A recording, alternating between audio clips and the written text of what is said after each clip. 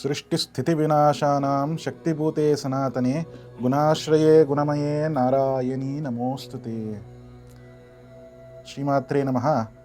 అందరికీ శరన్నవరాత్రి శుభాకాంక్షలు. ముందుగా శరన్నవరాత్రి ఈ పండగ యొక్క విశేషం ఏమిటి అంటే, శరత్కాలంలో వచ్చేటువంటి నవరాత్రి, శరదృతువులో ఉన్నటువంటి 9 రాత్రులు మహావిశేషమైనది కాబట్టి శరన్నవరాత్రి అనేది ఒక అర్థము. ఇంకొకటి శారదా నవరాత్రి, సాక్షాత్ ఆ పరదేవత అయినటువంటి శారదాంబ యొక్క నవరాత్రులు చాలా శక్తివంతమైనది.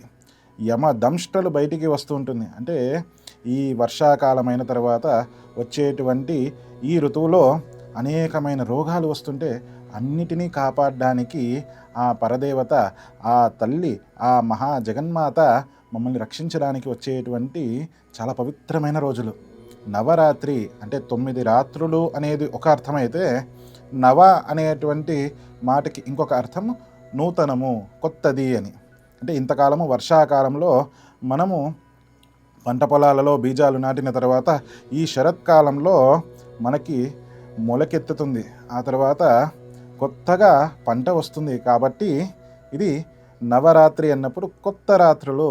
దీనినే కొన్ని చోట్ల సంవత్సరంలో కొత్త సంవత్సరాదిగా కూడాను ఈ యొక్క పండుగని జరుపుకుంటారు. ఈ విధంగా మొదటి 9 రాత్రులు ఆ అమ్మవారికి మనం సమర్పించుకొని ఆరాధించడం చేత ఎటువంటి కష్ట నష్టాలు ఏది ఉన్నా అవన్నీ తొలగిపోయి అమ్మవారు మనల్ని క్షేమంగా తన ఒడిలోకి చేర్చుకొని క్షేమంగా మమ్మల్ని చూసుకుంటుంది. అందుకే ఈ 9 రోజులు అత్యంత విశేషంగా ఆ దుర్గా పరమేశ్వరీదేవి యొక్క 9 రూపాలలో, లేదా ప్రధానంగా ఈ 9 రోజుల్లో మహాకాళి, మహాలక్ష్మి, మహాసరస్వతి అనేటువంటి స్వరూపాలలో అర్చించుకోవడము చాలా విశేషము. అయితే మన తెలుగు రాష్ట్రాలలో సాధారణంగా విజయవాడ కనకదుర్గ అమ్మవారి యొక్క అలంకరణలకి అనుగుణంగా ఒక్కొక్క రోజు ఒక్కొక్క విధంగా అర్చించుకోవడము మన తెలుగు రాష్ట్రాలలో ఆనవాయితీగా మారింది.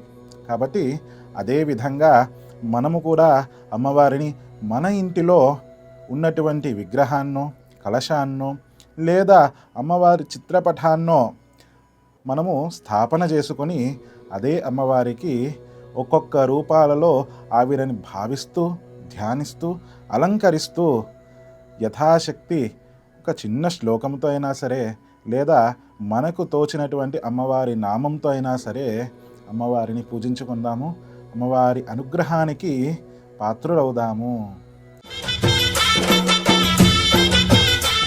శ్రీమాత్రే నమః. ఈరోజు 3వ రోజు. బెజవాడ కనకదుర్గ అమ్మవారు మనందరి ఆకలి దప్పికలను తీర్చడానికి ఆవిడ అన్నపు పాత్ర పట్టుకొని భిక్ష అంటూ ఎవరు వచ్చినా, సాక్షాత్తు ఆ పరమేశ్వరుడు వచ్చినా ఆయనకి కూడా భిక్షనిచ్చేటువంటి స్వరూపము, ఆ అన్నపూర్ణ స్వరూపము ధరించి మనల్ని అనుగ్రహిస్తోంది ఈ 3వ రోజున కనకదుర్గ అమ్మవారు. అయితే ఈ అన్నపూర్ణ అనగానే మన అందరి ఆకలిని తీర్చి, అన్నము వడ్డించి ఆకలి తీర్చేటువంటి స్వరూపం మాత్రమే కాదు, ఎప్పుడైతే ఆ అజ్ఞానంతో కూడినటువంటి వాళ్ళు, లేదా మనకి మంచి బుద్ధి కావాలి, జ్ఞానం కావాలి అని ఎవరైతే ఆశ్రయించి ఆవిడను ఆరాధిస్తారో వారందరికీ సజ్ఞానాన్ని ఇచ్చేటువంటి స్వరూపము కూడా అన్నపూర్ణనే. కాబట్టి ఈ రోజున అమ్మవారి అనుగ్రహం చేత ఆవిడ ఇచ్చినటువంటి అన్నము మనకి కేవలం కడుపు నిండడం కాదు, మన మనసు నిండాలి, బుద్ధి నిండాలి.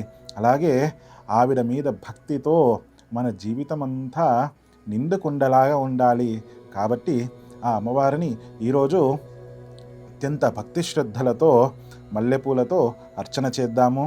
అంతేకాకుండా ఈ రోజున ఆ అన్నపూర్ణ స్వరూపంలో అమ్మవారు నీలం రంగు అంటే బ్లూ కలర్ చీర కట్టుకొని మనందరికీ దర్శనమిస్తుంది. ఆ అమ్మవారికి ఈరోజు ఈ యొక్క శ్లోకముతో అర్చన చేద్దాము, పూజ చేద్దాము.